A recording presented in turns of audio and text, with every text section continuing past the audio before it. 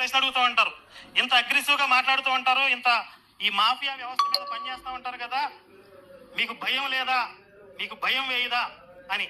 నిజంగా నాకు చాలా భయం ఉంది. ఏం భయం అంటే, నేను నా జీవితం ముగించేలోపు, నేను పోయేలోపు ఈ దేశంలో ఒక్క చర్చ అయినా మిగిలిపోతుందేమో అని భయం ఉంది నాకు. బ్రదర్ ఆశ చూశారు కదా, క్రైస్తవ్యంలో భూమి మీద ఒక చర్చి కూడా తన చనిపోయేలో భారతదేశంలో ఉండకూడదని. ప్రియులారా, మీరు గమనించినట్లయితే మనం చూస్తే ఐగుప్తు దేశంలో ఇజ్రాయేల్ ప్రజలను నశింపజేయాలని ఒక మహా సామ్రాజ్యమే లేచినట్టుగా చూస్తూ ఉంటాం. కానీ ఐగుప్తు దేశంలో వారికి ఏ హాని కూడా కలిగించలేదు. వారిని మట్టు పెట్టాలని రోమన్ సామ్రాజ్యం కూడా తీవ్రమైన కసితోని, తీవ్రమైన పరిస్థితుల మధ్యలో అనేక మంది రాజులు వాళ్ళ మీద విధ్వంసం సృజించారు, అనేక మందిని చంపించారు. క్రైస్తవులుగా మారిన వారిని అనేక మందిని మట్టు పెట్టాలని చూశారు. క్రైస్తవ్యాన్ని ఏం చేయలేకపోయారు.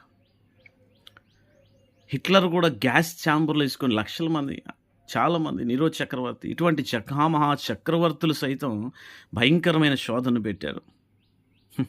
హామాను కూడా యోధా ప్రజను ఒక్కడి కూడా ఉంచొద్దు, అందరూ నిర్మూలన చేయాలనుకున్నారు. క్రైస్తవ్యం అనేది ఒక మతం కాదు. క్రైస్తవ్యం అనేది అందరూ గమనించినట్లుగా, అందరూ ఆలోచన చేసినట్లుగా అది ఒక మతం లాంటిది కాదు. అది మనిషి నరనరాల్లో ఉన్న మానవత్వాన్ని పెంచేది. అందుకనే మంచికి చావు లేదని చాలామంది చెప్పినట్టుగా దేవుని యొక్క విషయంలో ఎక్కడ కూడా యేసు ప్రభు యొక్క సువార్తని అడ్డుగిస్తున్నామనే భ్రమ తప్ప ఎక్కడ కూడా దాన్ని ఆపలేరు.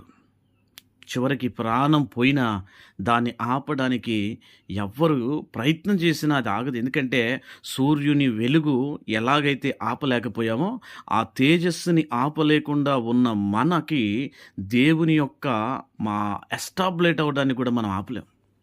ఇది దేవుని యొక్క మహాశక్తి అంతే.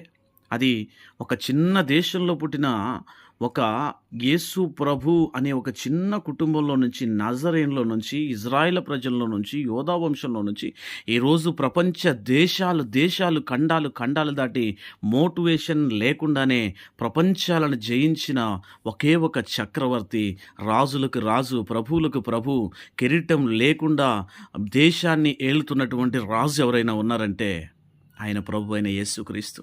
Is the great person, great God. అన్నీ సృజించినవాడు ఆయన కొరకు, అన్నీ సృజించబడ్డాయి, అన్నీ ఆయన కొరకే తయారు చేయబడ్డాయి. భూమి మీద ఏది ఉన్నా అది ఆయన కొరకు, ఆయన ద్వారా తప్ప ఏది కూడా లేదు.